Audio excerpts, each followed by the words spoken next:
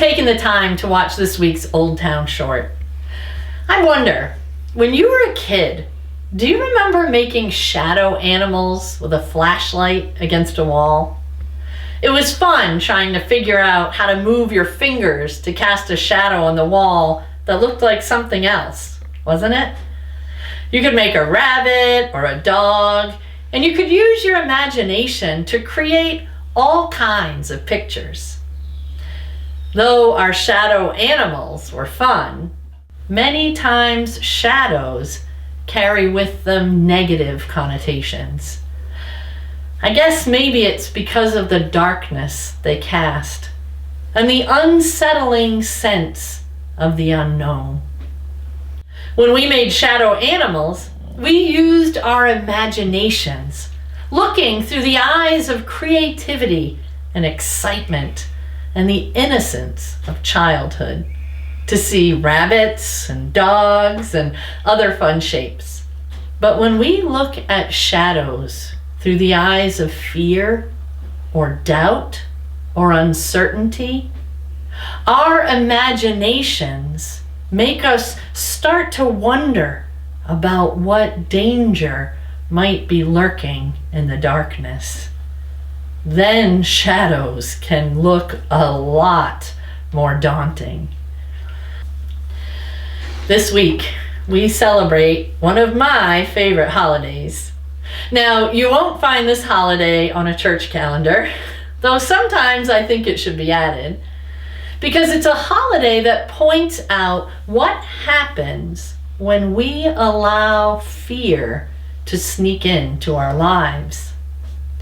Every year, around this time, we sit on the edges of our seats, watching and waiting. We watch and wait for a fat, furry groundhog to peek out of his home and to see whether or not he sees his shadow. As folklore dictates, if he sees his shadow, he goes back into his burrow and winter lasts for 6 more weeks. If he doesn't see his shadow, he emerges and spring is sure to come quickly. I have to tell you, back in my seminary days, I never would have expected to be standing here talking about Groundhog Day. After all, that's a secular celebration, let alone a silly one. But every year, as I await the report from Gobbler's Knob, Pennsylvania, to see if Punxsutawney Phil has seen his shadow or not, I think about Punxsutawney Phil and his reaction to his shadow.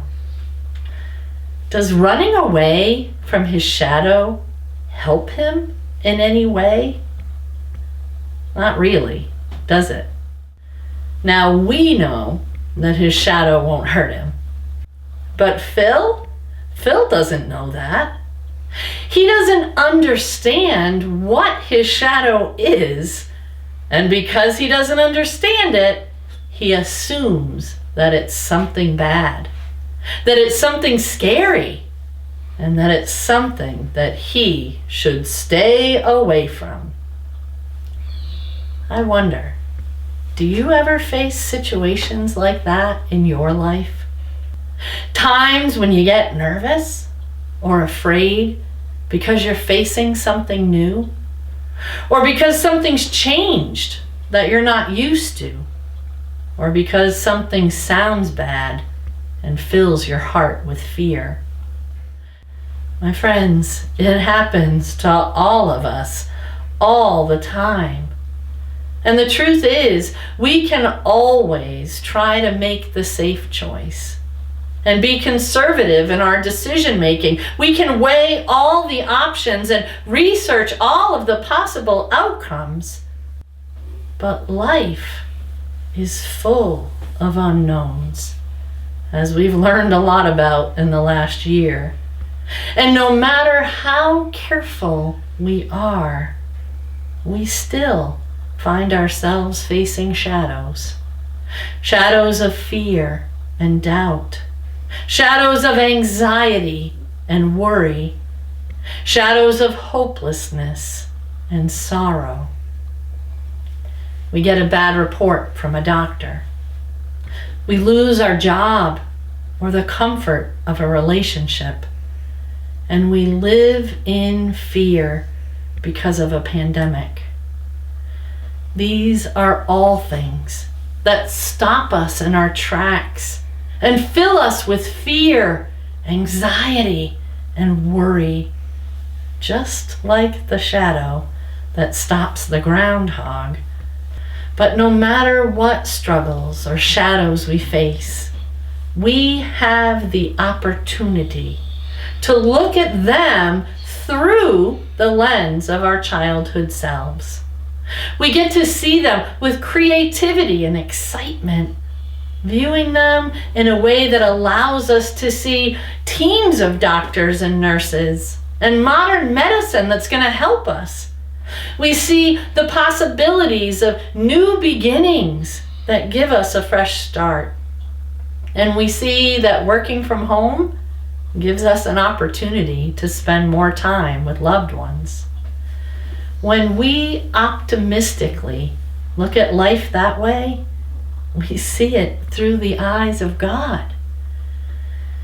The shadows in our lives seem a little bit brighter, and we find that we're filled with a little more courage to face each day, rather than letting our imagination look through the eyes of fear and struggle. We start to learn to look through the eyes of creativity and grace. And eventually, we learn that even the things that seem impossible become possible.